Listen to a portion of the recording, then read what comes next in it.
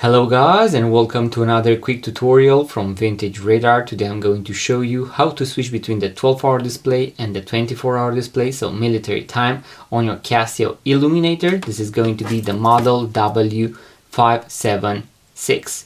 So this tutorial is going to also apply to other models out there, especially if you have the 5 buttons. So as you can see right here, we have 2 on the right, 2 on the left, and 1 right here.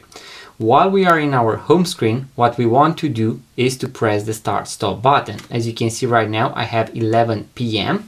and if I press the start stop button, I'm going to switch to military time, so the 24-hour display. If I press it once again, I'm going to switch back to the 12-hour display.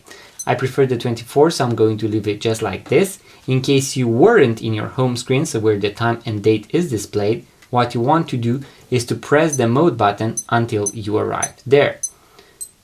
Just like that.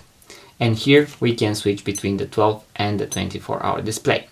So guys, that was the quick tutorial that I had for you today. In case you want to watch the full guide with this particular model, I'm going to leave a link in the description box below. And in case you want to purchase your first vintage watch, make sure to check out our website vintageradar.com, because we have thousands of vintage watches for sale. Link in the description box below.